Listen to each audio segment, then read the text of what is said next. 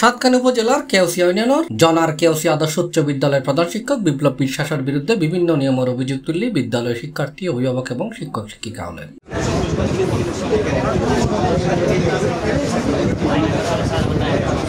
August 29 তারিখ অভিযোগের ভিত্তিতে সকাল 10টায় সাতকানি উপজেলা কৃষি অফিসার মোহাম্মদ মনিরুজ্জামানের নেতৃত্বে 3 সদস্য বিশিষ্ট তদন্ত কমিটির নেতৃবৃন্দ ও বৈষম্য বিরোধী ছাত্র আন্দোলনের সমন্বয়কদের উপস্থিতিতে বিদ্যালয় প্রাঙ্গণ শিক্ষক শিক্ষিকা, ছাত্রছাত্রী এবং অভিভাবকদের শুনানি অনুষ্ঠিত হয়। শুনানির প্রধান শিক্ষক বিপ্লব বিশ্বাসের বিরুদ্ধে বিভিন্ন নিয়মের অভিযোগে উপস্থিত তদন্ত কর্মকর্তা ও বৈষম্য বিরোধী ছাত্র আন্দোলন নেতৃবৃন্দের সামনে একে একে অভিযোগ উপস্থাপন করছে অভিযোগকারী হলে। অভিযোগের বিষয়ে ছাত্র, শিক্ষক এবং অভিভাবক হলে হয়ে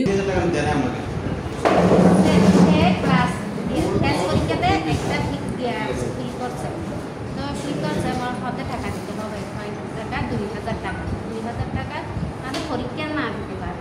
টাকা কি জন্য ফেল গেলে তো পরীক্ষা দেবে না, পরীক্ষা দিলে 2000 টাকা দিতে হবে, পরীক্ষা দিতে হবে। আমাদের দুর্যোগের সময় যদি ব্যবহার করা না যায় তাহলে প্রতিষ্ঠানের তো দরকার নাই, সরাসরি উনি এইখানে স্কুলের সামনে দিয়ে কারো হাঁটতে পর্যন্ত দেন এই ভয়াবহ দুর্যোগের সময়। যখন আমার লক্ষ্য বাড়ালাম ভালো আমাদের 2021 সালের মধ্যে এক সাবজেক্ট আল্লাহ বলে লইতে এক সাবজেক্ট যারা তো খারাপ হয়ে এটা লইতে 7,000 টাকা, কিন্তু 2 সাবজেক্ট খারাপ হয়ে তারা তুলে 10,000 টাকা যাতে যেভাবে থাকে ওর হাতে যদি আরা অসহায় আরা গ্রামের মানুষ হিসাবে অসহায় হয়ে ওর হাতে যদি অনুরোধ করি কিছু সমরাই বেলায় ও আর এরিয়ার স্কুলের উপর কিনা পায়খানা সাফ করি এই নতুন তৈরি এরা যাবতীয় আর তুমি হিসাব করি এরা টিয়া ও আর হাতের তুলে দিতে চায় একদিন দিলে ফরত করে দেবে না পারিবে আর নইলে তোরা যদি ভারত তোরা বড় জায়গায় রেস্টেন্ট করে ফর্ম ফিল আপ করবে। এই স্কুলের আর 14 ঘন্টা আর বাপ জায়গা 14 ঘন্টা জায়গা দিই জায়গা দেওয়ার পরও গত বছর বন্যার মধ্যে এটা স্মরণকালের বন্যার মধ্যে আর এলাকার বাড়িঘর ব্যাগ ডুবি গিয়ে তো এটা ও প্রধান শিক্ষক ও 5 তলার মধ্যে নিজের পার্সোনাল রুম গড়িয়ে এটা থাকতো, এটা রুম গড়িবার তো পার্সোনাল রুম গড়িবার তো ওর কোনো এখতিয়ার নাই, পার্সোনাল রুম করে থাকতো এতে আর এলাকার মানুষ এটা আইসিতে আশ্রয় নেয় ও আশ্রয় নেওয়া দেয়। শুনানি শেষে প্রধান শিক্ষক উপস্থিত না থাকলে ব্যাকুনের উপস্থিতিতে প্রধান শিক্ষক রুমুর তালা ভাঙ্গিয়ে ভিতরে ঢুকিয়ে বিদ্যালয়ের কিছু ডকুমেন্ট জব্দ করছি সহকারী প্রধান শিক্ষকের হাতে তুলে দিয়ে। এ বিষয়ে চট্টগ্রাম জেলা বৈষম্য বিরোধী ছাত্র আন্দোলনের সমন্বয়ক মোহাম্মদ ইমানে হই উনি স্কুলের মধ্যে স্কুলের উন্নতির লাই স্কুলের অভিভাবক মিটিং টিটিং নগরী বা স্কুলের উন্নতির সাব ধরনের সময় নদী শিক্ষার্থীদের পিছনে সময় নদীরে উনি বিভিন্ন সংগঠনের এই এরিয়ার মানুষজন আইতে সৌন্দর্যতা এটার বেশি সময় দিত এবং এই সমদ্বীপের সদস্য সংগ্রহ হতে শুরু করিয়ে মানে সাদা হইতে তুলি সব একই নেই এটা করতো। তারপরে শোন আইনের দেখাই ইগল দুটো ডাক্তারও MBBS doctor, second medical MBBS ডাক্তারও উন্নতিশীল ডক্টর MA বাসার MBBS BGS medical officer Chittagong medical, ঠিক আছে। এই ইভে নকল করিয়ে যারা অ্যাটাস্টেড করতে আইতো ওই ওটা নজাই রে সারা নিজে নিজে মারি দিত আইতো। তো এই কারণে কি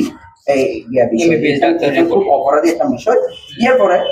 স্যারে এই আন্দোলন চলাকালীন ছাত্রছাত্রী যে হামলা চালানোর এই যে পিছনের যে মদতদাতা এই কেন আর খবর পাই এবং দেখি কি উনি মানে নামে বেনামে বা কোনো প্রয়োজন ছাড়াও বছর একবার উনি ইন্ডিয়ান নিজে সফর করতেন, হ্যাঁ। এবং এই কে সন অনেক এইগুলো যদি সাদা রশিদ, হ্যাঁ, বিভিন্নভাবে উনি কি করতো এটা সাদা সংগ্রহ করতো মানে কালেকশন করতো উনি স্কুলের একটা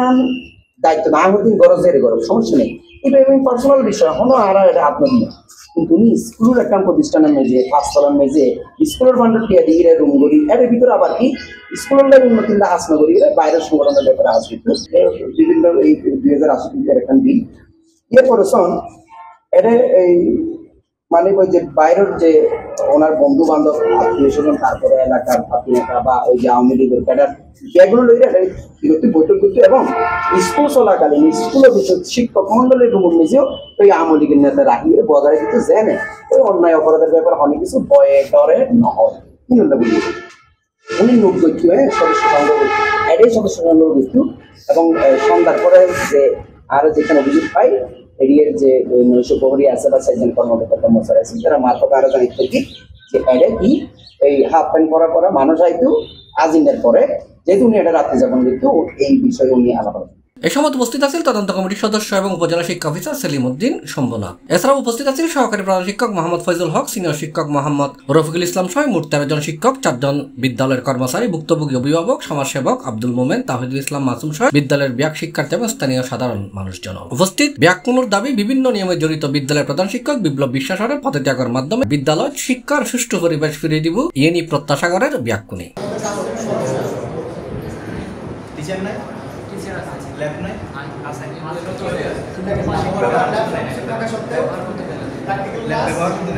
C+ চট্টগ্রাম।